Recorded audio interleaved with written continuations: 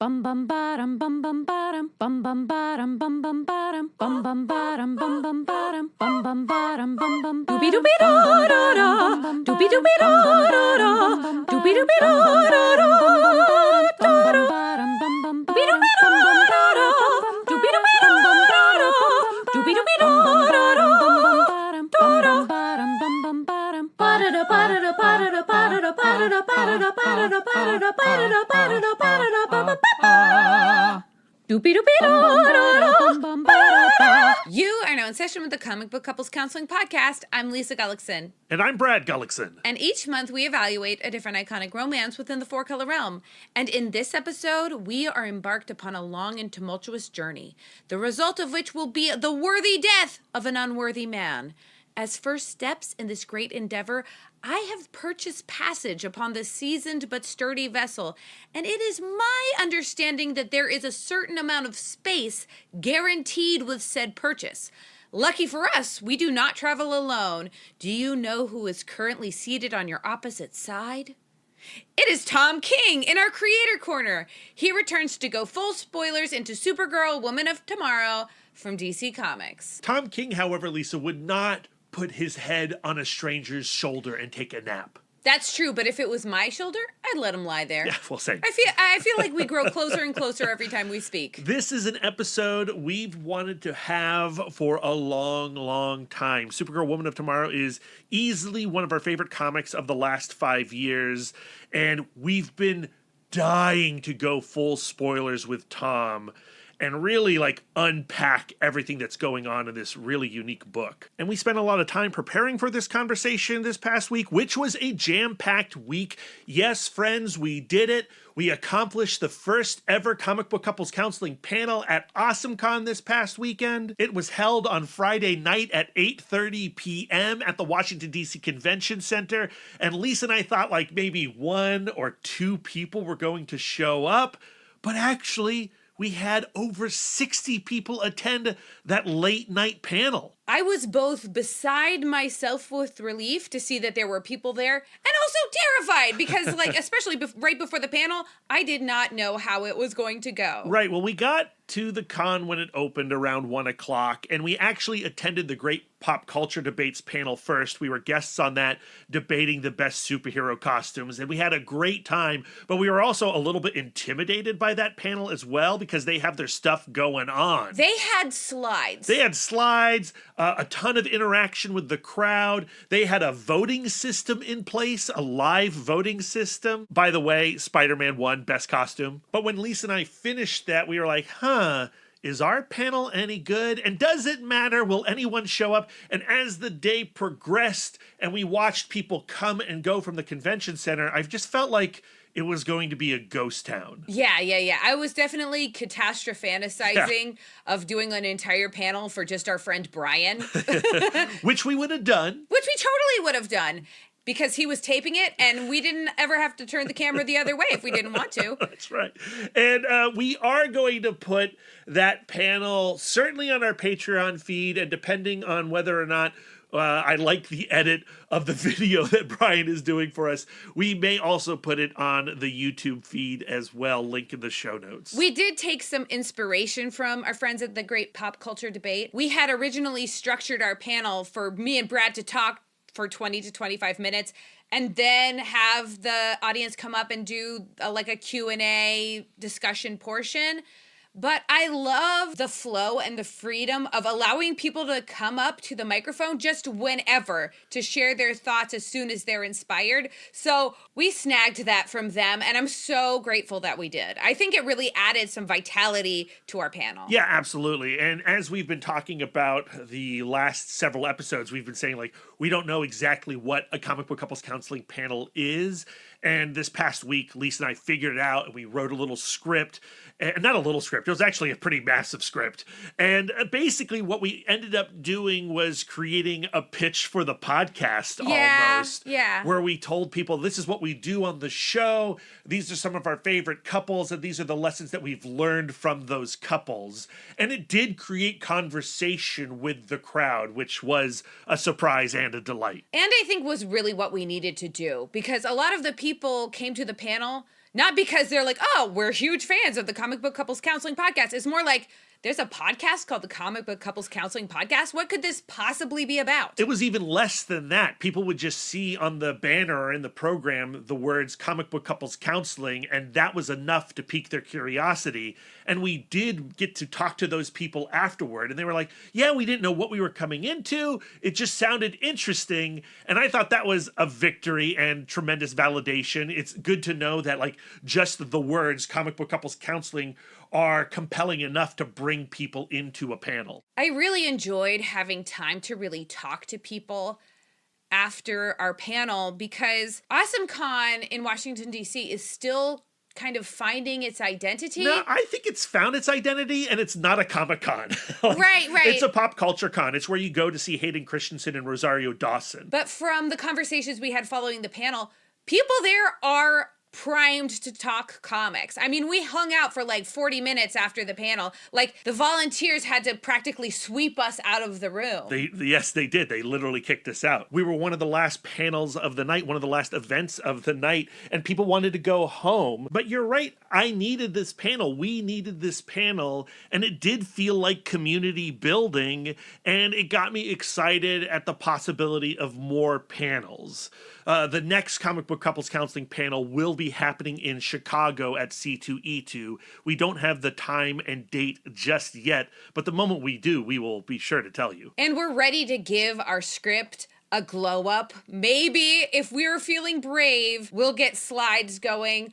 But I would love to keep that same kind of fluid energy where people feel like, okay, I have a thought. I'm going to pop up to the microphone right now and share it. I think bringing a guest onto the panel would be a good idea as well and create a little more spontaneity on the panel. We ran into Sarah Meyer several times at the convention, and I think they would have been an amazing addition. Of course, if they were willing to be on the panel, they were pretty darn busy already appearing on other panels, and their table was quite crowded around the clock every time we went by it. You and I had discussed having Sarah on a couple of times, but when we don't know how things are going to go, we're a little bit shy to invite people to our like potential train wrecks. Right. Which is why like this is like the pilot panel that we just had. And I think now we have a better understanding of what a comic book couples counseling panel could be and more confidence that it would not be a train wreck. So invites incoming. I just got to say, I am like so proud of us that we were able to do this thing. Same. Like Brad and I, we love podcasting. It is literally our dream come true to be able to like sit at this table and do this thing. But sometimes the idea of doing it in front of people, potential strangers, is like kind of like embarrassing. Yeah, we're shy. We're super shy. We get performance anxiety. If you saw us before that panel, we were practically jumping out of our skins. And you can ask Brian Young, who videotaped everything, because he was with us before the panel and he saw us jumping out of our skins. Frantically rehearsing. Like, if you say this, I'm going to say this. And if you say that, I'm going to say this. And what if this happens?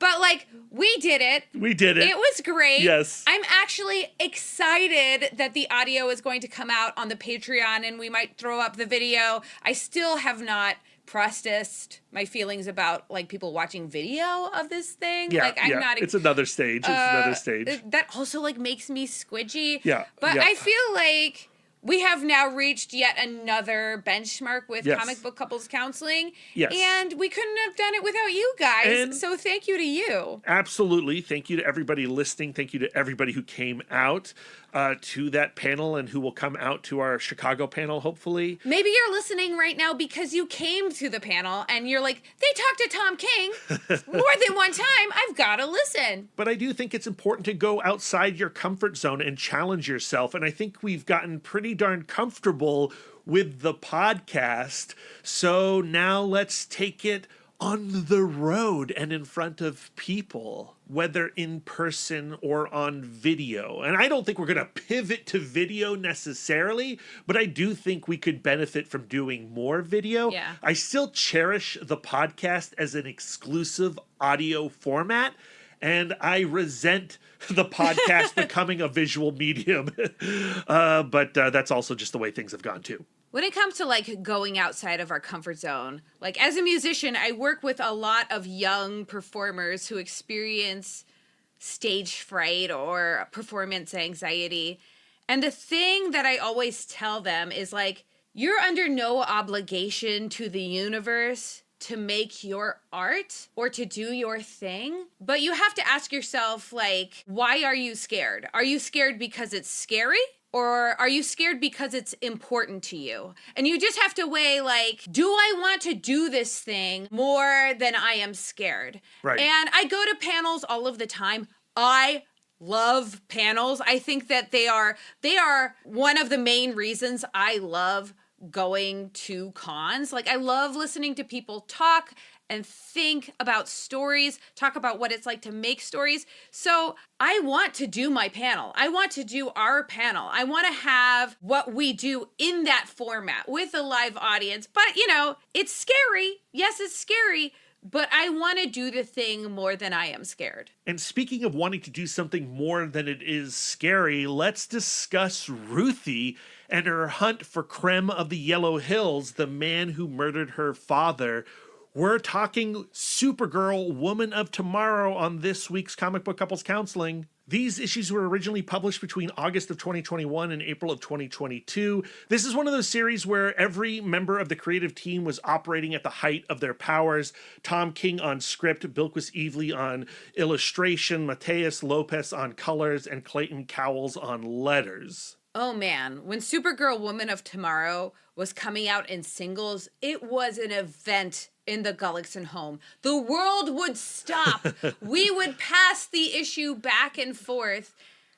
But now, having reread it in just one big long sit, it hits different that way too. I loved anticipating it, but I'm also excited to read it as a trade. Yeah, and we've read it multiple times as a trade, right? And it is one of those stories that only gets better on the reread. Yeah, you notice more, you catch more, you feel more. I can't remember if the True Grit comparison was in the initial solicitations as part of its elevator pitch, but it was definitely something that came up in initial interviews over and over and over again. And yes, in this conversation, we do talk about True Grit a little bit, but I've always felt like harping on that initial narrative engine misses the grander theme of Supergirl, Woman of Tomorrow.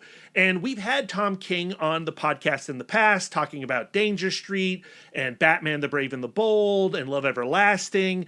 But in each of those cases, we were having those conversations based off of one or two chapters. This is the first time where we've had Tom King in the Love Nest to go full spoilers and break down the entirety of one of his works. And I'm so glad we're starting that with Supergirl, Woman of Tomorrow. What this reread of Supergirl really had me thinking about was how we can hold an ideal in our minds and in our hearts and still take a different action and not look at that as like a tremendous failure. I'm the kind of person where, like, if I have a principle in my mind and then I make a different choice that runs contrary to that principle, I'm like, okay, well, clearly I have to restructure my entire life and my entire identity because clearly I'm not this person. And I feel like that's like a very Superman mentality. Yeah. Where it's just like, I need to be perfect. Right. I need to make the right choice every single time. Supergirl reminds me, like,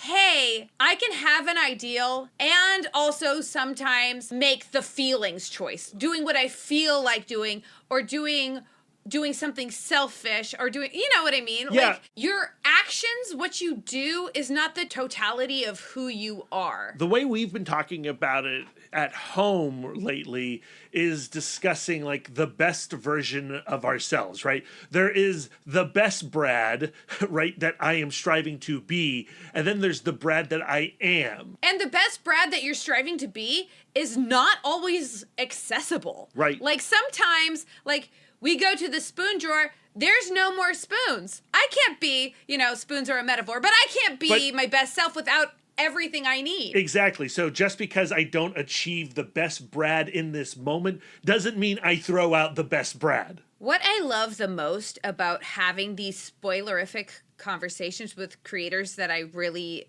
admire is that I want to know actually how they think and feel about stuff. And I feel like when you're promoting a book with the expectation that nobody's, like, they're still selling it, they want people to buy it, nobody's maybe read it yet, like, they withhold their thoughts and feelings. Like, I think our conversation with Jason Aaron and trying to get him to admit who his favorite Ninja Turtle was, and he's like, I don't want to taint anybody's experience with my Ninja Turtles run. Like, I respect that so much, but, like, I find these conversations so satisfying. And this conversation with Tom King is no different. Yeah, and Tom likes to go where you want to go, Lisa. Yeah, He's not a David Lynch type who wants to leave it all up to the reader's interpretation. He is with some stories, and he talks about that a little bit. But with Supergirl, Woman of Tomorrow, he really wants to, like, you know, put it all out there regarding what he was attempting to do with this particular narrative. And the other delight in this conversation is discovering truly how much of him and his family and his history is in Supergirl, Woman of Tomorrow. This is also a benchmark episode for Comic Book Couples Counseling because it is the first time a creator has come on with dirt about us. When that happened, my spirit left my body, and it took like 5 minutes for me to return. We will not spoil that here, but get ready and get excited about that. Now, before we get to Tom King and Supergirl, Woman of Tomorrow, Lisa, we need to do some Referrals. Sponsored by Omnibus. Omnibus is a modern digital comic book store and reader app carrying your favorite single issues, volumes, and omnibuses all day and date.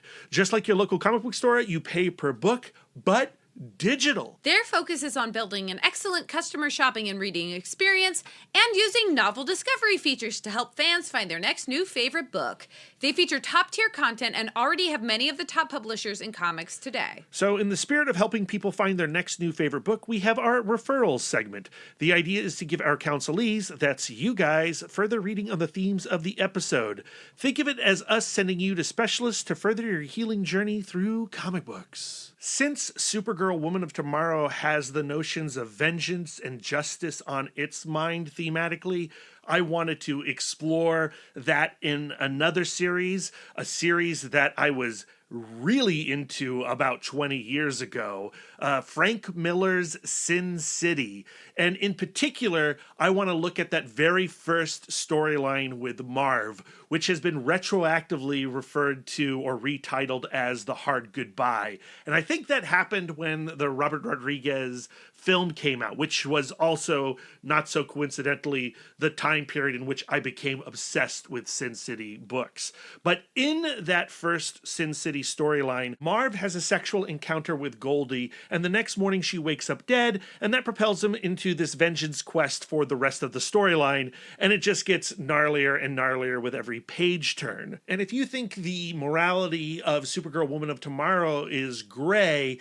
in Sin City it's practically opaque. This is a Frank Miller book. And as a Frank Miller book, so much of the narrative is happening in captions, also like Supergirl, Woman of Tomorrow. And normally I find that to be a burden on the page, but in both cases here, it's critical. And the way that the captions and the art play together, but also play apart from each other. There is an attraction and a deflection at times, and it creates this tension between the captions and what you're seeing. And I freaking love that. Yeah, it's so good. And both books are incredibly graphic, not in like blood and boobs content wise, although Sin City is graphic in that way too. Yeah. But they are so compelling just from a visual stance. You can read them without any of the captions or dialogue balloons or that stuff. For my referral, I was considering like stories where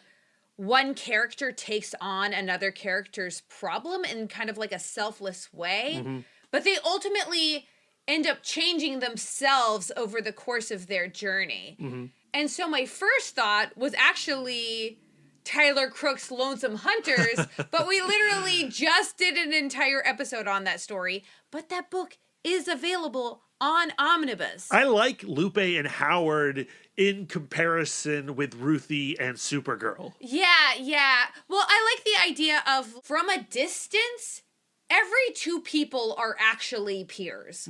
You might think that Howard is like the adult and Lupe is supposed to like look up to him.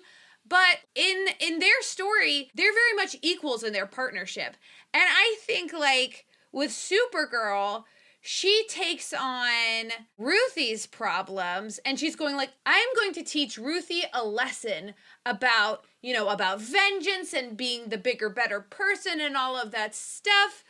But she finds out like over the course of this journey, there are ways where they are very much peers. But you're not selecting the Lonesome Hunters. I'm not going to talk about it at all. Okay.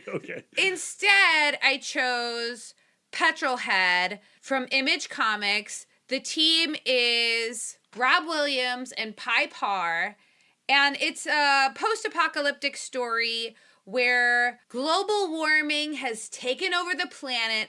Everybody's living in little corporate-run bubbles, and Lupa's father has discovered these nanoparticles that can eat pollution and save the world. But of course, corporations that are making money off of not cleaning up the earth are trying to stifle that research. So they turn to Petrolhead, who is a robot that has been decommissioned and sidelined because he still is a gas guzzler. But they turn to him to rescue them, and this kind of partnership forms. Yeah, and he's a like Petrolhead's whole deal is he's a robot who races cars. Yeah. It's so like NASCAR. Yeah. If people were like, well, we don't want to see people in car crashes anymore, but we still want to see car crashes where someone dies, but the someone is going to be a robot instead of like a meat person. Yeah, and if you're looking for like god tier art, like Bilquis Evely, Pi Par is on the same level, right? A revelation. Yeah. We actually had a creator cranny with Rob Williams and Pi Par, and Rob Williams was talking about how like he was this enormous fan of Pi Par, but us in the United States haven't really experienced his art, and so Rob Williams was like, let's create a comic that features everything that Pi Par does well, and it slays. So both Petrolhead and Sin City, The Hard Goodbye are available on Omnibus right now, and you just need a browser to get to shopping. You don't need the app. If you have a browser, you've got a comic book store right there in your computer. And now Omnibus has the option of creating wish lists. Yeah. So if you can't necessarily afford to buy that comic today, you can put it on your wish list so you can buy that comic tomorrow. We've already started using that function, and we are building up quite a long letter to Santa. And with that, so ends our referrals. So the premise of this episode is that everyone listening and everyone speaking has read Supergirl Woman of Tomorrow, because we are going full spoilers. The comics are currently collected as a trade paperback from DC Comics, and we are also getting a new deluxe hardcover edition on July 24th, and I'm pretty excited about that. Also, the entire creative team behind Supergirl Woman of Tomorrow has a new comic book hitting pull boxes this Wednesday. Helen of Windhorn from Dark Horse Comics. We don't talk about it much in this conversation, but we have both read it and frickin' love it. The book's elevator pitch is The Wizard of Oz meets Conan the Barbarian. I can't understand a person who's not excited about that. Okay, all our cards are on the table. Let's get into this conversation with Tom King. Tom, welcome back to Comic Book Couples Counseling. Hello. What an utter pleasure to be here. You know, I love your show. I love being on it. I love you guys. Thanks for doing this. Thanks for having me on. Oh, thank you. Even though we now know that you and I have forever beef because you denied me my first signing at Barnes & Noble. Oh, so we're getting that on the record now. Yes, I want the public to know. We have not told that story on the podcast at all, but once upon a time when Tom King was a newly born author, and he was going around to the various Barnes & Nobles and bookstores in the Washington, D.C. area, he did walk into the Clarendon store where I was manager at the time. That's my local store. That's the closest to my house. It's a great store. It's a great store. And it's not, now, like, here's the thing. And I'm going to amend the version of the story that I told you when we last spoke in person. Okay. Yeah, what he told last time was a lie well told. It wasn't a lie well told. It was just, I didn't. You know, I used to be in the CIA. I can tell when you're lying. I tried to come off even less pathetic when we were in person. But the story was, I was a fresh store manager. You know, I'd been working a long time to become a store manager at Barnes & Noble. And I think I'd been store manager for less than a month when you walked in. And I had a relationship with a person that is going to go unnamed, who is our community relations manager. Not sexual. No, not sexual. I don't know. That's just what I think when somebody says I had a relationship. The relationship that won't say its name. The community manager. Jesus. And they were very hands-on regarding events. And I had made a couple suggestions about doing signings with them, and I had been shot down. So when you came in and said, like, hey, can we do a signing for this book? I, of course, was like, yeah, of course. Yeah, let me figure it out. We can work things out here. But then as I thought about it, I was too afraid to go back to my new community relations manager and pitch them another signing for them to reject. So I didn't pitch it at all. Just because of the... You were overwhelmed. Overwhelmed. You were having a rough day at work. Fear is the mind killer, and it killed my signing. Do you know how fucking scared I was in that moment? And at that point I was 30 and I'd been to war twice, but I'd been trained for 8 years to not talk to people or tell people what I do. Or that was like my entire training, be anonymous. And to go from store to store to be like, can I sign a book for you? And then you just shoved it back in my face. And that's why I haven't done one signing since. That's why. Well, it's hard being anonymous. You know what I mean? Like, asking to be anonymous is always I would like people to know my name, please. Like, what a humiliating, embarrassing question to ask. Well, you had given me... It is a horribly humiliating thing to do. You had given me a business card, and it was a cool business card because it had like a portion of the book cover on it. Yeah. And I kept it with all the other authors who had come in, and I had also not, I had brushed off, and I had kept it all the way to the Stephen point King where in the pile. you then started writing on Nightwing, and I was like, Tom King, and then I would go to my pile of cards. Remembered. Wow. And then I was like, honor. oh shit, this is the guy I talked to. And then Tom King became Tom King. The Tom King who's on this podcast now. I had that 100%. card for the longest time. You and did. After we saw each other in New York Comic Con, I went back. You never call me? My number's on there. Be like, yo, Tom, what's going on? You do not You understand. still want to do that signing at Barnes & Noble? Oh, funny. John, who is the store manager there now, I'm sure would love to have you as an author event. And he has much more of a backbone than I ever did. Well, I switched local Barnes & Noble. Now I go down Route 1, so forget it. Now we're done. Yeah, that's We've all washed our hands with the Clarendon Barnes & Noble. fair. We wish them well. No. They're doing well. They're doing great. They're still there, which is like a victory unto itself. Yeah. But there you have it. This is a great place now to have a conversation about Supergirl Woman of Tomorrow, where Brad is feeling so squidgy because we have put this on the record. This is gotcha journalism from the wrong direction. It just blows my mind because I very much remember that conversation. You remember very few moments in your life. And when you told me that, I was like, oh my God, that was you. Like, I reckon my memory attached to your face. I was like, oh, wow. We were on the second floor. I think was we were quite over wonderful in the science fiction section, if I recall correctly. And I also met Brad at a Barnes & Noble, and I didn't remember meeting him at all. That's true. Aw. That's true. I had sideburns at the time. I mean, like, We had mutton butt chops. So yeah. that's the facial hair that makes you invisible to women. I wanted to start talking about Supergirl Woman of Tomorrow with the title. And I'm curious as to when you knew you were going to tie it with Supergirl's father, with Zor-El. Yeah, there's two separate questions. I don't think they linked in the beginning.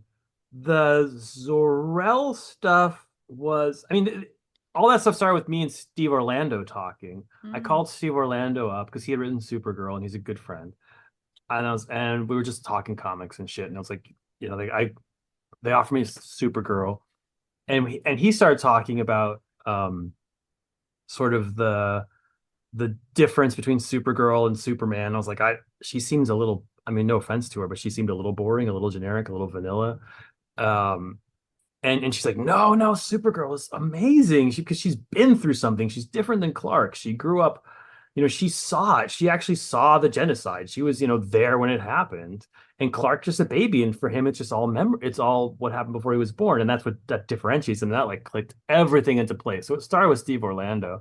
And so at that point, I was like, oh, I want to tell her origin story in that context. And so like it probably started that. So that started before the book. But the actual addition of the father happened spontaneously as I was writing it. Because he wasn't supposed to be in issue 6, right? 6. And I had written issue 6. It'll be in the new trade. I'm not trying to sell you a trade, but I've never done this before. It'll be in the new trade. I wrote an issue 6, sent it in, and my editor rejected it and said, this is not a good issue. Which happens once every once in a while. I had a good editor. And he was right. I read it recently. He was totally dead on. And I had to rewrite it, but because at that time I was crazy and it was during COVID, I would not give up my schedule. So I had to write 6 and 7 in the same week, which meant I was going insane because it's like too much to write. At that point, I was like, I'm just going to tell her origin story because that's the easiest thing I can think of to write. And that's when the father came in. It came from just the desperation of I have to tell a story as quickly as I can. Man, that's insane because I know. that issue for me is like the book. Yeah. Same Yeah. for me as well. It's bizarre how the world works. But yeah, to me, that's my favorite issue. There's 2 pages of it that I cut out, which I've never done, and put them above my, much to her chagrin, put it on my daughter's wall to be like, this is how I feel about you because I love you so much. And she's like, oh my God, you're just a little crappy dad. But yeah, to me, that's one of my favorite issues I've ever written. But it was written in a moment of utter panic. I had thrown it at my back at the time. I was in a lot of pain, and I was just like, I need to write something very quickly. Because I think I had if you read the original issue, which will be in the trade, I think there's like one little flashback to her origin story. And I was like, did you like anything about the issue? And they're like, we like that one little flashback. And I was like, all right, fuck it, that's the whole issue. I didn't have time to think of a plot. So that became the whole thing. What I love about your stories is that they're so like theme forward. Like to me, they ultimately become these really meaningful morality tales. So you started with the idea of, okay, Supergirl is the one who suffered, right? Supergirl is the one who had really been through something. And then other themes as you read the story kind of reveal themselves, like this theme of like specialness, like is specialness just like a construct, or is there true specialness in any individual? Do those themes reveal themselves to you as you're constructing the plot, or do you go like, okay, this is what I think Supergirl is actually about, and here is how I'm going to tell that moral story? I mean, for me, themes, you can be intentional about the questions you're going to ask, but you can't understand the answers you're going to give, I guess is the way I would put it. You can be like, I'm going to explore these things in this book, but I don't know what the answers are going to be in that book. Like, to use another book, Mr. Miracle. Like I was like, I'm going to explore a guy who kills himself and comes back, and I'm going to explore what it means to try to escape death. And I didn't really know in the beginning what the answer to that question would be, like how he sort of finds life. And then as I was writing the book and sort of writing Barda, I was like, oh, he finds life inside Barda, inside his new child. And I was like, that's where he kind of, and like that developed. So the question was there, but the answer wasn't. And I think that's the same with Supergirl, where the question was there of like, what is her identity? Who is she as a person? Where are her lines? What differentiates her from Superman? What makes her awesome? This is very much a book about why Supergirl is awesome. And that was sort of the question. And I knew if I put her in a circumstance that was cool and that was, that we could, a very simple plot, a True Grit plot or the classic Western plot, go after a guy, find revenge, that I would kind of shove that out there and I would sort of find the answers as we go along. So that's how I put it. Because the theme of a book or what comes out is not like if the author determines it, but I'm like, I'm going to teach you a lesson about moral, like I don't know, all people are equal or some bullshit like that. Or I'm writing a book that's very much that. It's called Animal Pound. It's an allegory book. Mhm. I love it. It's a beautiful book, but I know exactly what that book is. I know exactly the message it's trying to convey. It's trying to be like, this is what fascism is. Don't do fascism. Right. Um, uh, but to make like really great art, not allegorical art, you're kind of having a conversation with both who you don't understand yourself to be and who the audience doesn't understand itself to be, and you're kind of meeting in the middle. I feel like we've talked about that before, but yeah, that's the idea. Is it like euphoric when you find when you find yourself writing the answer? Do you feel like, oh my goodness, I cracked it? No, God, there's nothing euphoric, right? Oh, really? It's euphoric to read. You know what I mean? Like when you read it and you have that moment with Supergirl's father, and you go like, oh my goodness, like, and you have that like kind of like, this is what it's about. Like it's euphoric to read, but I suppose a lot more work is done on your end.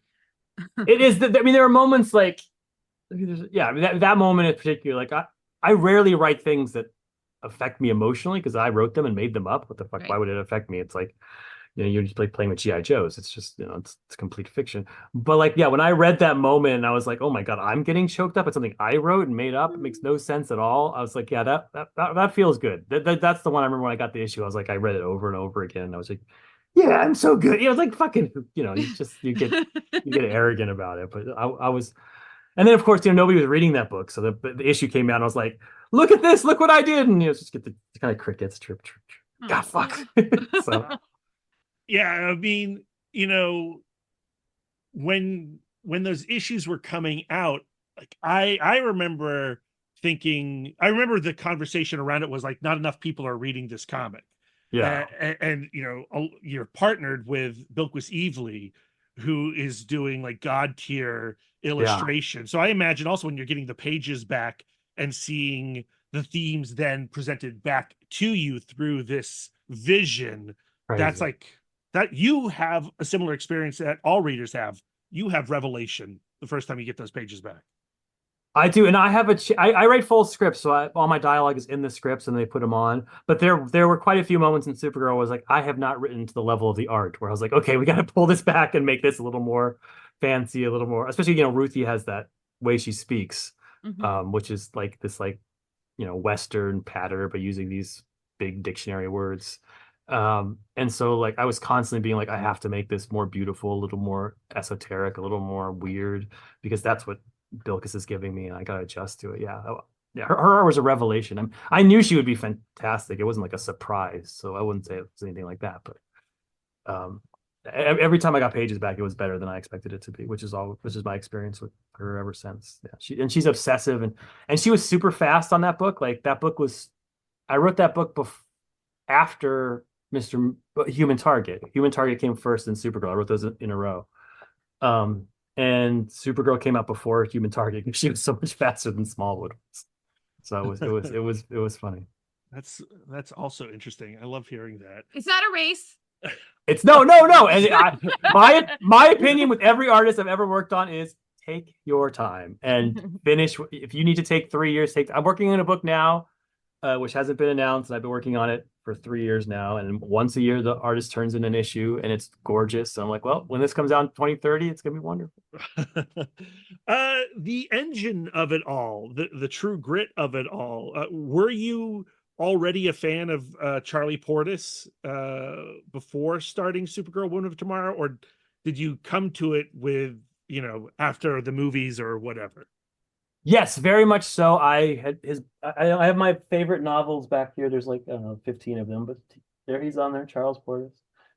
I think True Grit's like just one of those perfect novels. Like every author just like if I had to be a novelist and I wanted to be that's what I would want to write. It's like 250 pages of just pure genre genius that's like both gripping and thematically deep and has a voice. It's almost like a perfect, everything about it. Yeah.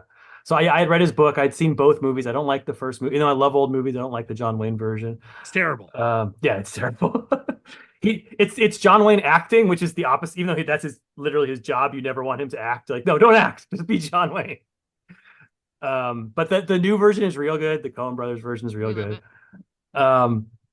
And so yeah, so I was a fan of both of those things when I think I just watched with my daughter, who was probably 12 or 11 then. We both just watched the Coen brothers version. And I was very inspired by it. So yeah. And Yeah. how did you bring that to Supergirl? I mean, I steal pitches and I was like, I want to do something that's like this. I mean, I don't want to say it was all True Grit, but like something that was, I mean, True Grit is not the most original plot ever. It's the Searchers with just a little bit of a twist on it. So I was just twisting it a little bit more. Um, and so I went to DC. I was writing Supergirl because my Batman editor went from Batman to Superman. I really liked him. His name was Jamie Rich. He died, the editor-in-chief of IDW. And Brittany Holzer, who was working with him, who's now a full editor and is editing me on Wonder Woman and edited Mr. Miracle and Strange Adventure. She's wonderful. But Jamie and Brittany switched offices from Batman to Superman, and I was like, I just want to work with you guys. I love this team. Like, tell me what I can work on. Do you have anything? And they said Supergirl. They sort of said that's the one thing we have. And I was like, great, I'll do a 12-issue Supergirl. There's no audience for a 12-issue Supergirl. They're like, how about 6? I was like, how about 8? And they're like, okay, but 24 is a 28. It was like a negotiation around with Supergirl. So that's how it became 8 pages, 24, or yeah, 8 issues, 24 pages. And then they brought Bilkis in. And then I pitched Jamie and Brittany on the phone. I was like, I want to do something like, something like a True Grit sort of thing with but the original concept was going to be Supergirl as the younger one, and someone else as the Rooster Cockburn character. In my head, it was someone like Lobo would be the easiest version of that. And there was like kind of a pause, and I can't remember if it was Jamie or Brittany. That they can fight over it, but one of them said, "What if Supergirl was the Rooster Cockburn character?" It wasn't me. It was definitely not me. And I was like, oh my God. And that opened up the entire book. That changed absolutely. Because then she went from being, because Steve and I had already had that conversation about her being, having gone through something. I was like, oh shit, right. She's the veteran. She's the grizzled veteran. She's not the young naif who's going, she's that. And she's someone who will learn from the young naif and also teach the young naif. And that's where it sort of started. Yeah. And that was before it was called Woman of Tomorrow. I think we came up with that title after we then we nailed. I looked it up. I never wrote a pitch for it. I did it all on the phone. So, and they approved that, and then we were off the races. Yeah, I think it's like one of the things that Lisa and I get frustrated the most with when we're seeing people talk about Supergirl, Woman of Tomorrow, is they put so much emphasis on the True Grit engine, the inspiration to the story, but like Woman of Tomorrow then goes off in directions that True Grit definitely doesn't. Yes, where that's it ultimately lands. It lands on a resolution that is nothing like what Charlie Portis gets, where Charlie Portis ends up. Yeah, sure is that was just like the little bit of frame to get us out the door. And then, there's genocide, there's space pirates, there's Supergirl's origin story. It immediately sort of goes off of that. In the same way, Up in the Sky, which is a very similar kind of story, is like the Searchers. It's him just looking for a little girl. But it's nothing like the actual Searchers movie. It kind of just takes that kind of but that's what all plots are. I mean, even in Hollywood, you see them constantly pitching you like, oh, it's Men in Black, but in medieval times. It's like that's every pitch I've ever heard is like that. I'd watch that. I love starting in a saloon, though. One of my favorite lines that grounds the whole story for me is when Supergirl is interrupted by, Ruthie's crisis. And she says, I'm going to finish my drink because it's my birthday and I deserve it. To me, it's a story about like nobody actually gets what they deserve. Like the people who deserve to be punished don't necessarily always get punished. People who deserve to enjoy a drink on their birthday, especially if they're a woman, never get to enjoy a drink on their birthday because of the principle of you have to do something. You know what I mean? You have to take care of something, That became it seems so ridiculous now, especially considering where Supergirl is going. But so we wrote drew colored that issue, lettered it, and it was ready to be shut down. And DC saw it and was like, we can't publish this because Supergirl doesn't drink. Wow. And I am fortunate enough to be friends with Jim Lee. It's one of the great things of my life. He's an awesome human being. And so I called Jim, who's our publisher, and I was like, Jim, I was this. What are we doing here? Like, this is done. It's ready to go. And he's like, we just, Supergirl. I was like, she's a, it's her 21st birthday. She's getting drunk. That's the most human thing anyone does in the world. Every single person in America has a 21st birthday where they're fucking drunk. Not every circle. Maybe I'm sure there's some people, for religious reasons don't do that. But most of us have that experience. I know I did. I know many of my friends did. I was like, this is not. There's nothing illegal about this. There's nothing weird about this. There's nothing. And he's like, well, it's because I was like, could I do a Superman? Yeah, but you could do a Superman. But it's because and she didn't want to say because she's a girl. Girls can't. It's not innocent. It's not. Whatever it is, not Barbie. I don't know, but not like before the Barbie movie, Barbie. But like, yeah.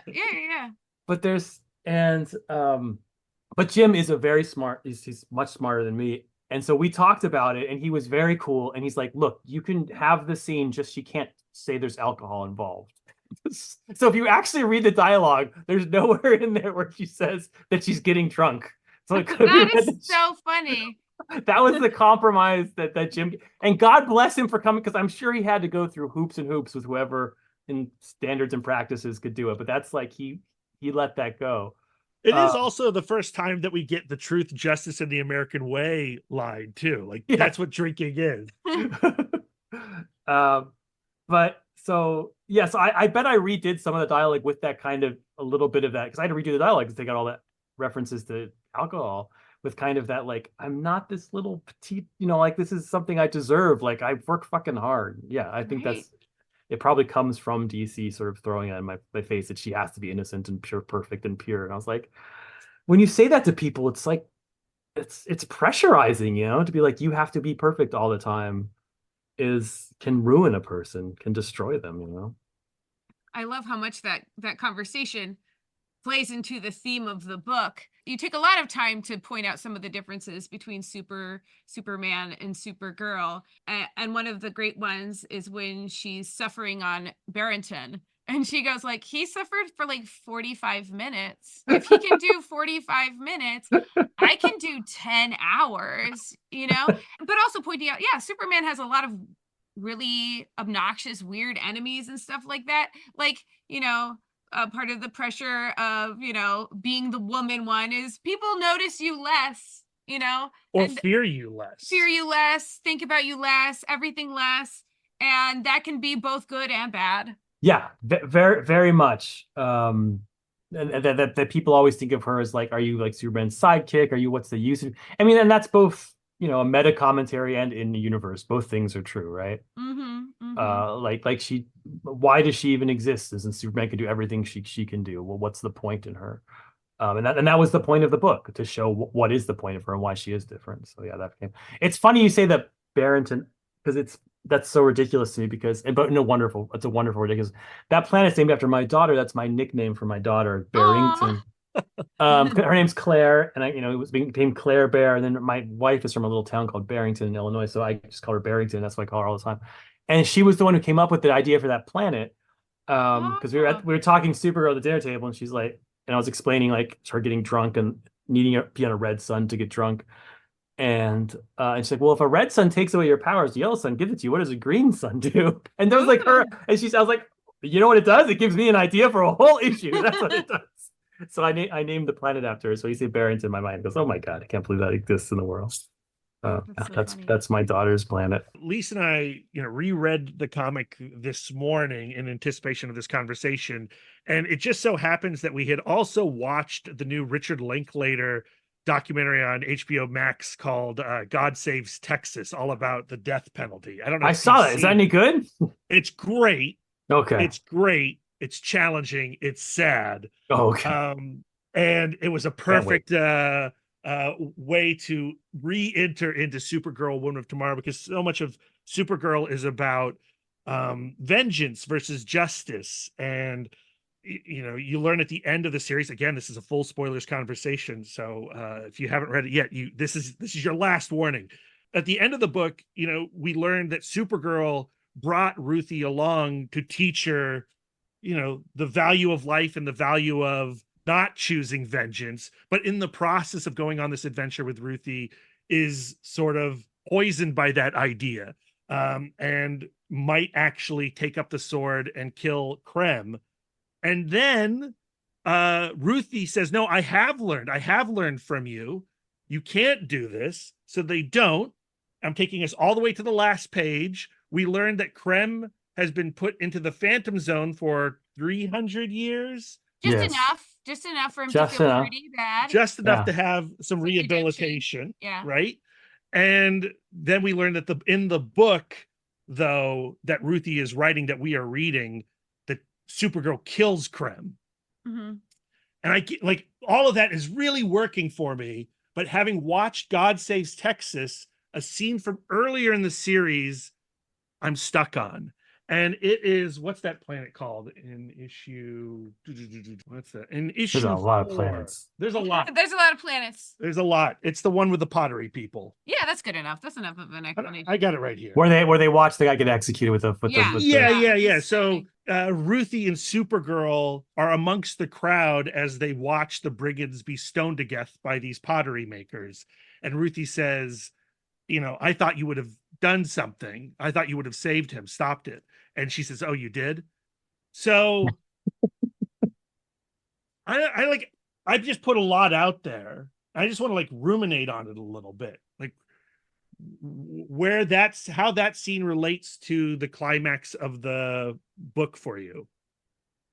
I mean, the whole idea of the book was that Ruthie and Supergirl go on opposite journeys in terms of their moral perspective, right? And then they meet once again in the beginning and the end. In the beginning, Supergirl's like, she's still very much like Superman, I don't kill, the classic comic book. Everyone has redemption. There's good for everyone. And Ruthie's like, nope, my fucking father was my hero. He's dead. Someone pays for this. Mm-hmm. And then by the end of the book, by issue 8, they've switched. Where Supergirl's gone through enough where she's like, you know what, there are things you can do that are bad enough that your life should be taken from you. And of course, the killing of Comet being sort of the last, the straw that broke the camel's back. But Ruthie had learned from Supergirl the lesson. And so that they come into conflict, they're in the same conflict they were in issue 1, but now they're on the other side. And then Ruthie, because at this point she's the hero, she's kind of turned into Supergirl. She saves Supergirl from making this big decision of killing him. And in her way, Supergirl thought she was saving Ruthie, but Ruthie saves Supergirl is kind of the pattern of the entire book. So if we go back to that issue with the Potters. But then go back to the Potters. Yeah, to me, in my mind, the way I think of it is, let's say superheroes exist in our current world like it is. I don't think Superman stops every death penalty case and overthrows the government. I think he probably he spends all his money on to make sure everybody is super innocent, but I don't think he's willing to overthrow entire systems. I mean, comic books has explored this many times. I think probably best in Squadron Supreme, but we did it in Kingdom Come. We did it in 1,000 Things, that when superheroes kind of enforce their own morality over a governmental system, it kind of leads to fascism. That's kind of the great theme of comic books. And so to me, that was the moment where Supergirl was like, I mean, she's transitioning. She's in the middle of that transition I told you about. So that's why she's like, sure, I'm going to let the system do what the system does. But she hasn't kind of fully transitioned. So she's not like, I wouldn't kill this guy myself, but I'll let the machine roll. I pair the stoning scene with actually another moment from the final issue. And it's the moment in narration where Ruthie asks Supergirl, do you hate the brigands? Do you hate the brigands for doing all of this genocide? Supergirl replies, no, Supergirl doesn't hate. And that's where we get the line from Ruthie. It's like, sometimes a lie well told is equal to or better than the truth. After the hand washing scene where Ruthie asks her directly, did you ever get vengeance on the destruction of Krypton? Supergirl replies, no. And in that, Ruthie hears a lifetime of regret. It would technically, I guess, be against Supergirl's principles to get vengeance. So, to me, it's just like how you live according to your principles sometimes is in direct conflict to how you live inside your heart. Where inside your heart, you're like, I want vengeance. inside your heart, you are like, I really do just kind of want to see this person stoned. You know what I mean? Like, I just want to see this motherfucker killed. You know what I mean? So it's just like to me, it's, that constant pull of like, do I live in this moment? Do I live it in accordance to my principles, or do I live in accordance to what my heart actually, like what I actually want, how I actually feel?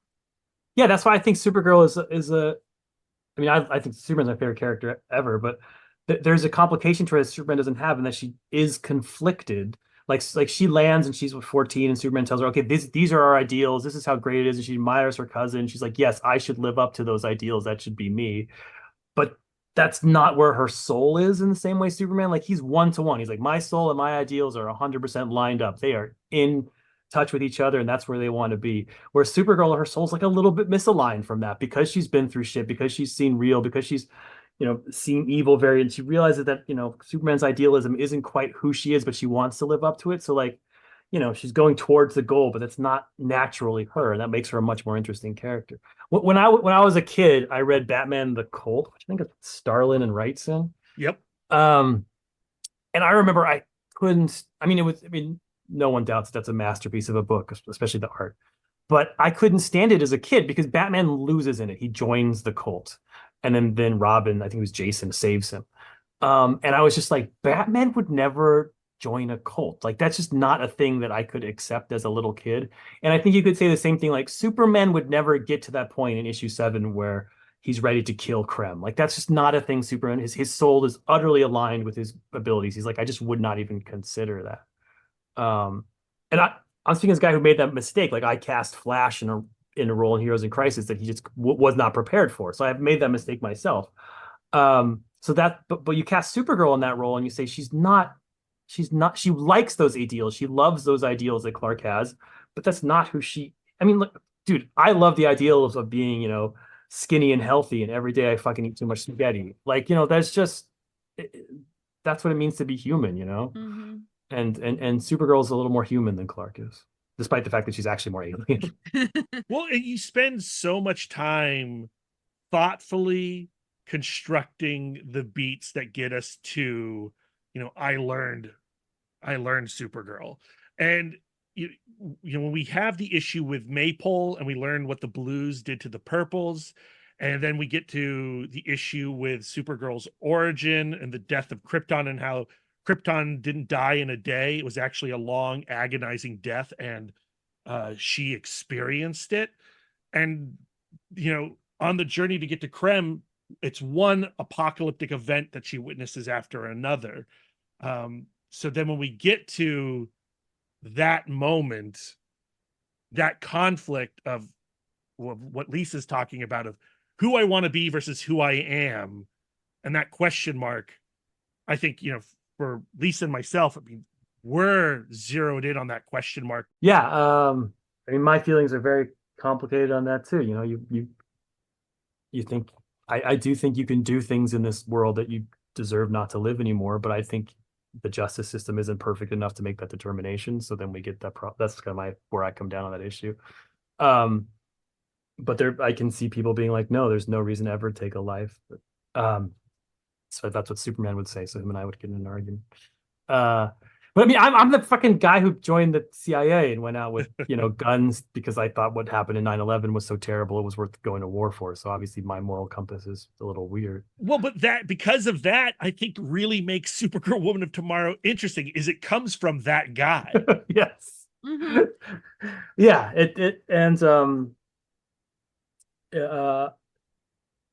Yeah, very much so. And I could have had it the other way. I could have had Supergirl actually kill him. And I think DC probably would have let me do it just because the book was kind of at that point becoming a little bit of a phenomenon. But I know to me, the lesson of, again, I've written books that are kind of, more ambiguous, but the lesson of this book was always supposed to be, why is Supergirl awesome? Mm-hmm. And it's stupid to say that's the big theme of the book, because that's a dumb theme. I'm sorry. It's not like deep and shit. It's like Grant Morrison would never say like, oh man, Superman is, but to me, that was it. That was like, I want to just make her awesome. And so the idea that her lessons get to Ruthie and change Ruthie and then save herself, so that she's kind of, she's saving herself in the end of the story. I like that. I like that part of it. But that last page Yeah. where Krem comes out of the Phantom Zone, right? Yes, the Krem comes out last of the page. Phantom Zone. The ambiguous last page. It's not supposed to He- be ambiguous. It's okay. He has been redeemed, or Yes. at least he has sought redemption, Yeah. but he is not forgiven. So he has been rehabilitated, but not forgiven by Ruthie, and Ruthie cracks him on the head, and he goes down. And I go like, oh, it looks like he's dead. You know what I mean? Like, his arm is, he's holding his head, and then he's flat and silhouetted. And I'm like, no, that is not like, this is what we were arguing about this It's morning. supposed to be like You are not the first people to have this argument. Yes. It's supposed to be open-ended. It's like, are you a glass half full, or are you a glass half empty? It's the Like, killing are you joke. It's the killing joke. That's how I interpreted it. But apparently, is that not the case? I think it's too comical for it to be an actual murder. Is this funny? It is. I rarely comment on the Mr. Miracle has a very ambiguous ending, and I know what it is, but I never tell people. But this is not. It's supposed to be ambiguous. He's supposed to be alive at the end. Okay. That's why he grabs his head. Yes, that's. I mean, if I feel in my heart of hearts that Alan Moore did not think that the Batman killed the Joker at the end of that book, but he's like, well, now that it's a mystery and people keep reading it, I'll never admit it. So I really should come out on the other side and be like, yes, I was being very mysterious, but no, it's supposed to be like, yeah, Ruthie does not forgive him. Ruthie still fucking hates him, bops him on the head, and then walks away. Like that's supposed to be the. Maybe Bilkis, we're both storytellers, and there's no words on that page, so you'd have to ask Bilkis what she thought, because she kind of did the whole page. So when I taught at a school and I would have to do recess duty, one of my like subversive things that I would do is when kids would come up and go like, like, I apologize to so and so, and so didn't forgive me, and I would always say, they don't have to forgive you. You've done everything you can. They don't have to forgive you. I think that's one of life's most valuable lessons. Is like, you apologize all you want. Nobody owes you anything. But I don't know. I'm wondering if I can find my script and to see how it ended. 1 through 8. Man. Here it is. Let's see what the actual descriptions are. Yeah. Let's do it. Live comic booking. All right, let's take a second to go stupid computer. I write in one big document, so 1 through 8 are all in one document. So take a look. That's that way. Control F. Control F. Creme. Oh, here it is. Here it is. Page 24. It's on 213. So it's characters, and so this is the panel by panel. Characters in silhouette, but now a red sun rising in the background. Ruthie punches Krem in his stupid face. Panel 2, still in silhouette. This because it was paralleling the first page.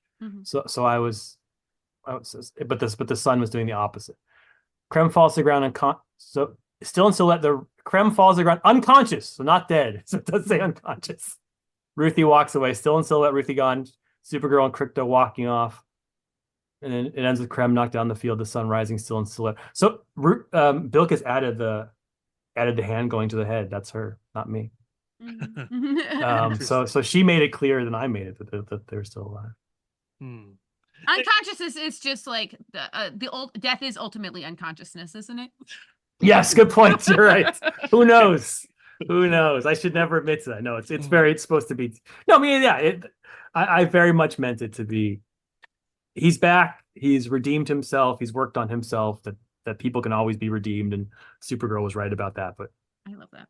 Ruthie never forgives him. Ruthie's still like, you took my father from me. Fuck you. Yeah. And Tom, you don't have to really talk on this element. Then maybe Lisa and I could just talk it out too. But again, if you want to talk about it, you can talk about it.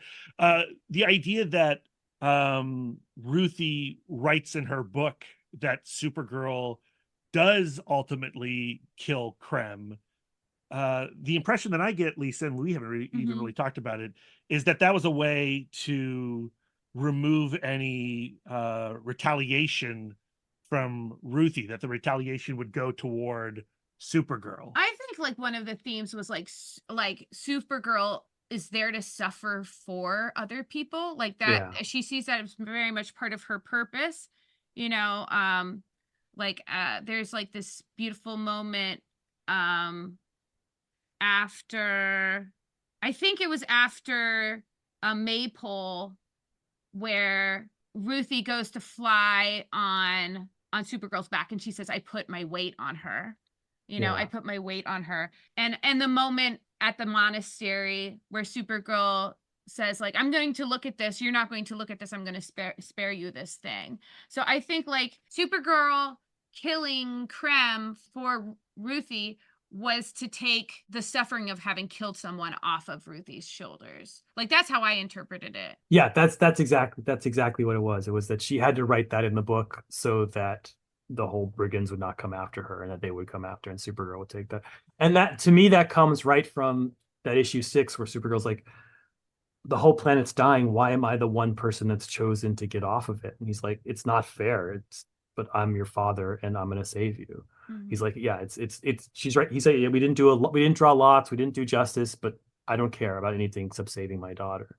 And so I think she feels ultimate guilt from that. Like, she should be dead. Like, someone else should have gone in her place. And I think that motivates her to put other people's pain on her, because she's like, I'm making up for the pain that I caused by sort of taking someone else's slot on that ship, to me. One of my favorite contrasts of Superman and Supergirl in this story is that Superman lived his life being special. You know what I mean? He was on Earth. He was the only Kryptonian, and he was pressured to keep his specialness a secret until his specialness was so big that it became like this enormous responsibility and something that he gives. And Supergirl's thing is like, I'm not at all special. I'm not special because of anything but circumstances. And when she has almost lost fighting the brigands, and she is plummeting, unconscious but not dead, through the atmosphere of the Earth, but what waked her was not to save her own life, but to save the memory of her father. And this idea of like, like our specialness is just kind of a lie that is as good as, maybe better than, truth, where it's just like, you're not actually special, but you tell yourself a story about being special, and that gives us all the will to live, maybe. I think that's dead on. I mean that moment comes from, my mother died unexpectedly, I don't know, over 10 years ago. And one of the things, when a relative dies unexpectedly, obviously they don't prepare their house. You go through their house and you're just looking for all their secrets and stuff, but there's nobody there to tell you. I mean, you're the only one who has to do it. And so I had to sort of go through my mother's house, my brother and I, and I found like a locked trunk, and I had to pry the lock off to see what was in it. And it was all her, like her papers of, like, because her parents had died unexpectedly. And so it was like all like her, her mother's yearbook from high school, and her father made ribbons, and so it was like little ribbons from her father's factory, and from that to my elementary school grades to like all like the little things you saved was all in this one. And I remember just going through that. And my brother's an odd person. He's very religious, and so he doesn't give sort of a fuck about that kind of stuff. He's like, oh, it doesn't matter because we're all going to meet again in heaven one day. Like one of those things. And but I was like nobody care, like, no, like my grandparents have long forgotten, and nobody knows about them. And I was like, now it's like I'm the only one who has these memories. I'm the only one who cares about any of this shit. So like, it's a burden that comes on you that be like, I don't know, you have to kind of push it forward. I don't know, something like that. That's what I was trying to get at. That idea that like, I'm the only, like, my beloved grandmother from the other side, she passed away. She was not at all famous. No one knew her, but she was so important to me. And I was like, sometimes like, man, I just gotta live my life so that someone remembers my grandmother because she was so awesome. Sometimes we do. And I feel that very much so. I mean, that's my grandfather, Grant Gully Gullickson. Like when he passed, that's what I was thinking about. Like, we got to protect all of his stories. Yeah. We have to document all his stories. Like, I talked to my dad. I was like, Dad, you and I, we need to get on video. We got to talk all of Papa's stories so that they still exist. That's right. So yeah, exactly. That's exactly it. Yeah. Were you raised religious? No, Oh, not at all. I'm my mother is Jewish, my father's Christian. I guess, Methodist or Protestant, but my father left when I was 7, so we were raised by my Jewish mother, who was very, very secular Jewish, was not bat mitzvahed, and we had Christmas was like the biggest holiday ever in our house every year, but it still is in my house. So yeah, there was basically, I mean, I have a vague memory, which is probably just made up, of my father being like, do you want to be Christian or Jewish? I'd be like, what's the difference? It's like, do you want to go to school on Saturday or Sunday? And I was like, I don't want to go to school on either of those days. Which that's a memory in my head, but that can't possibly be true. It must be a joke I interpreted at some point into my memory. So yeah. Yeah, well, there's I don't this. know. Now I'm just bringing up other books. You have that scene in Human Target where Chance goes up to his dad and goes like, "So what do we believe? Like, what religion are we?" And he's like, "I'm gonna support you in whatever religion you choose, and I'll take you anywhere, but there is a game on, you know." Yeah, And you're but, right. That's taken from that memory of my, that's and totally taken from that. but you end that page saying, "In the end, they both lost." So, like, what did you mean by that? Like, in the end, they both lost because they didn't, like, here's how because so I was raised religious. And so, like, I'm always like looking for other people who are like, were you raised weird? You know what I mean? So that's why I asked. I don't think of it as weird. But it is weird because Brad was raised secular. And so, like, just the way his brain thinks is just like so different than mine. And I find it endlessly like amusing. Because where was I going with Human that? Target, Lisa. So I read that My page. wife was raised Catholic. Like, they went to church there, but they didn't, like, I don't know. In that way, the Catholics can kind of be raised going to church every day, but not be super religious. That's how my wife was kind of. Okay. Yeah. That's the opposite of Lisa's Catholicism. We were raised super religious and like with all kinds of like weird and random boundaries, you know. So my mom still hates it that I do the podcast and I just reveal things about myself. I have no boundaries, but boundaries are sacred. So the way I interpret that page is they missed out on believing in stuff because they chose to instead watch the game. Did I interpret that? Oh, I interpreted it for myself, therefore it is right. I have to look back and read it again. I can't. Oh no, you weren't ready to have the the Human Target question. I wasn't prepped for that. Send me. That's okay. And I'll tell you.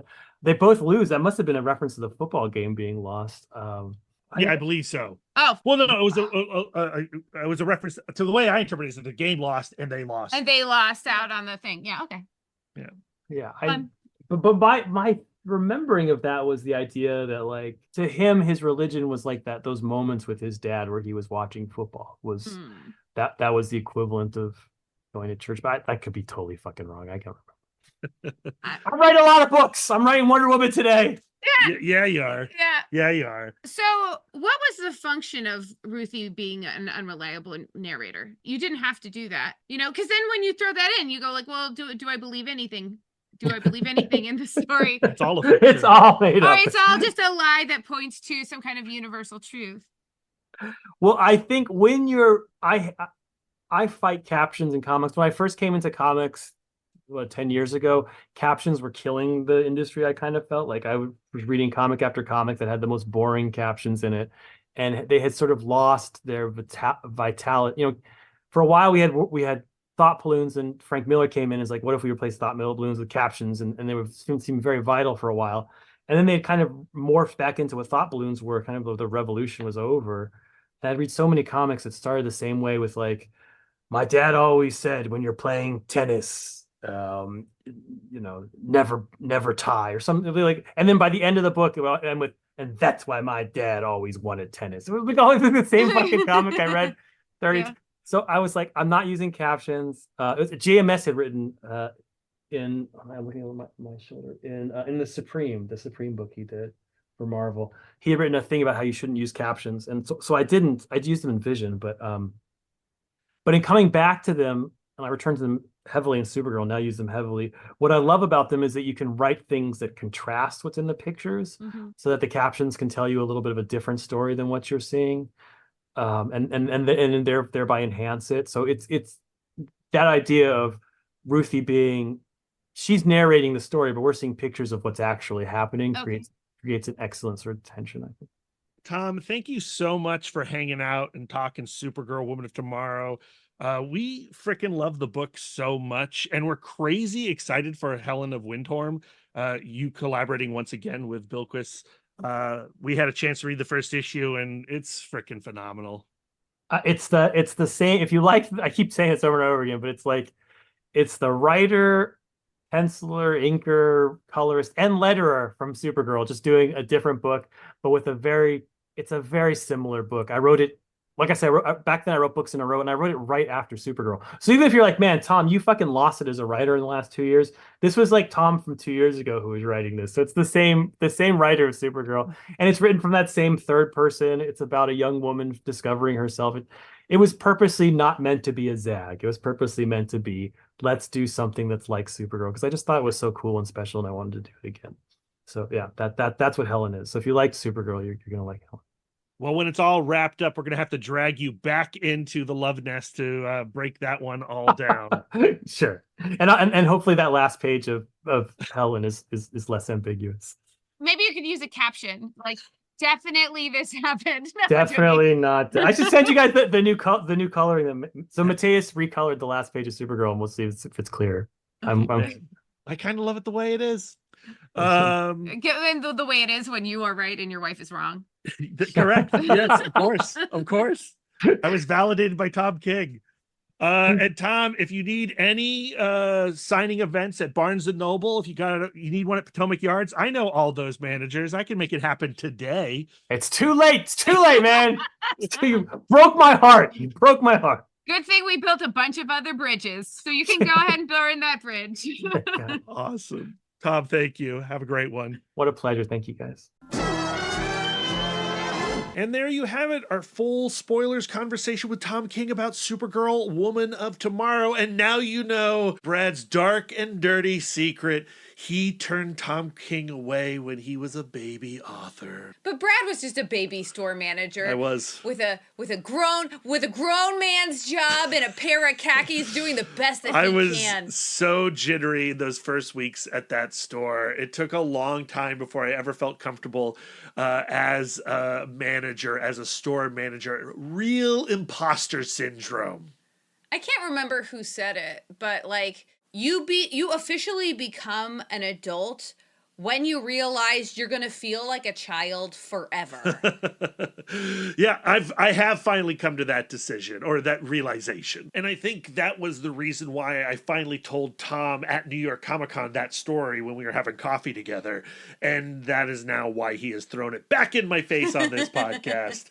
But no, Supergirl, Woman of Tomorrow. That book is great, and I really enjoyed this conversation with him about it. I really see this reinterpretation of Supergirl as such a gift. I was once that person who was like, Superman isn't cool because he's too powerful and he's too good. What a Boy Scout. No one can beat him, and he's always going to do the right thing. And I have really come a long way in that conclusion. And I know that we've had Superman for over 80 years, and he contains multitudes. He has so many stories. But I appreciate that Tom King still sees Superman as that guy. That guy who doesn't do wrong and isn't even tempted by it like a little. And I love the way that he gets into Supergirl and what makes her different from him and why she thinks the way that she does and why she struggles with her aspirations. It brought up like a lot of old feelings about like, I never found Christ's suffering as particularly like, as a child, it was baffling to me because like, you know, it's a big deal. You know, God sent his only son to live amongst us on earth. And he never sinned once, and then he died for us on the cross. And even as a child, I was like, but he had it really easy, though, because he was born without original sin to a mother without original sin. And he was pretty darn sure that God existed the whole time. Right. To me, I think like that's why the Catholic Church had to throw in saints, you know, because saints, they're not born without original sin. They're screwing up all of the time, but a lot of them still became martyrs. You know, like, and I feel like that is how Supergirl functions. Like, where, like... Supergirl's a saint and Superman is Christ? Yeah. Yeah, Got that's it. what I'm saying, where it's just like, okay, now we have someone who has all of Superman's same powers, but they experience temptation like I experience temptation. Gotcha, okay. Where they've been a bad version, they've been the worst version of themselves, and they know how good and easy that can be sometimes. Like, her struggle is a lot more relatable to me because I do feel that pull of like, I've been good for like a whole day and I deserve a treat of being my worst self. Superman was rescued from Krypton, sent from Krypton by his parents, and then found on Earth by Ma and Pa Kent and raised with good old American values, plus some additional, Fortress of Solitude teachings from Jor-El. But he was told he was special like every single day. His childhood was ideal, right? Supergirl, especially as experienced in this series, where we have that issue where Krypton dies for a very long time and she experiences that suffering and survives that suffering and then has all the guilt and trauma of that survival, and then to come to Earth where her cousin has surpassed her in age, sort of, right? Because of the whole time slip, blah, blah, blah business.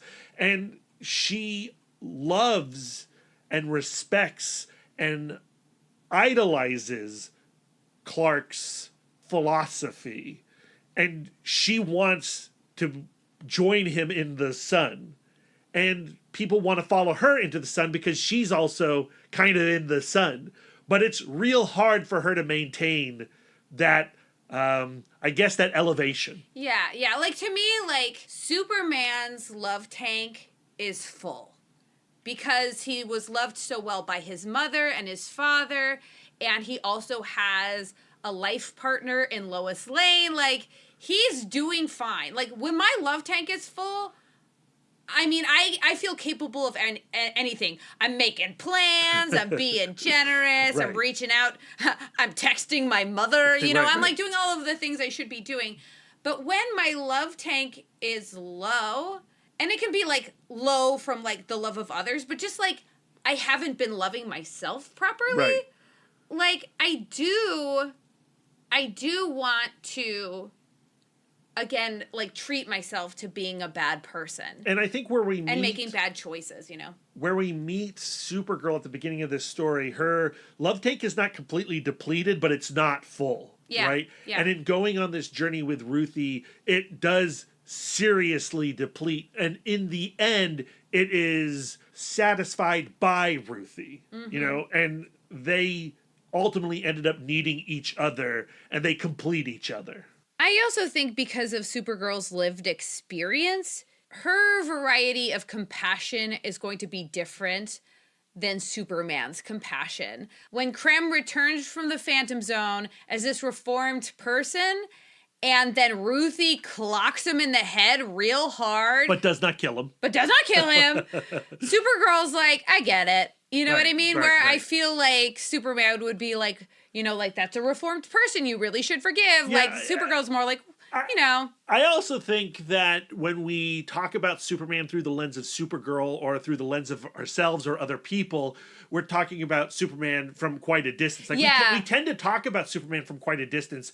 And when you then get into Superman's stories and put yourself in Superman's head, you discover that Superman has a lot of the same worries that you do. Yeah. But he does tend to make the right choice ultimately, where not everyone does. And I think that Supergirl embraces that Yeah. when she says things like, oh, Supergirl doesn't hate people, Yeah. even though she knows she totally does. She's Right, like, right. the public persona is good. Yeah, you know? yeah. And I think we have a lot more in common with Superman than we think we do. Right? Yeah, Or that we even enjoy talking about. Or then he would want us to believe. Yeah. I hope everyone really enjoyed this deep dive into Supergirl, Woman of Tomorrow. Again, the new deluxe hardcover of this book hits shelves on July 24th. And tomorrow is the release of Helen of Windhorn #1 from Dark Horse Comics. Coming Coming up next week is another spoiler-filled conversation, this time with Chris Condon and Jacob Phillips talking about the Enfield Gang Massacre. Our next Scott and Emma episode will focus on Avengers versus X-Men. We've been working on that one tirelessly, Lisa. Well, not tirelessly. We are tired. We are tired. And then this Sunday, March 17th at 4 o'clock at the Alamo Drafthouse in Winchester, Virginia, we are screening Guillermo del Toro's Hellboy, the 20th anniversary of that film, co-sponsored with Four Color Fantasies. And then at the end of this month, I'll be heading to LA. I'll be attending WonderCon, but both of us will be in Chicago for C2E2, which will have the second comic book couples counseling panel. We don't have the date and time yet, but the moment we do, we will let you know. Okay, Brad, I insist that immediately you take me to a distant planet so I can get wasted. You know why, Brad? Why? I deserve it. Yeah, you Where do. can our listeners send their words of affirmation to you? You can find me on most social medias at MouthDork. If you have words of affirmation for our logo, you can send them to Aaron Prescott at A Cool Hand Fluke. And if you have some words of affirmation for our radical banner art and show poster, send them to Karen Chapp at Karen_X-Men fan. Lisa, where can our listeners send their words of affirmation to you? I'm always accepting words of affirmation at Sidewalk Siren on Instagram and Twitter. If you'd like to spend more quality time with us, you can subscribe to us on Podbean, Spotify, YouTube, Audible, Apple Podcasts, or whatever app you prefer. We're everywhere. If you'd like to get exclusive, you can join our Patreon, where you'll get more content, including weekly bonus episodes. If you'd like to reach out and touch us electronically, you can email the podcast, cbccpodcast@gmail.com. You can visit our website, comicbookcouplescounseling.com, or follow us on all the socials at CBCC Podcast. You can give us the gift of 5 stars in Apple Podcasts or Audible. And if you'd like to do an active service, why not write a review of the show while you're there? We are fluent and receptive in all 5 love languages. It really warms our hearts and helps the pod. So until next time, friends, keep your love tank full. And your psychic rapport open. Doopy doopy. Bum bum ba bum bum ba ba. These issues were originally published between August of 2021 and April of 2022. Did you make coffee? I did, of course I did.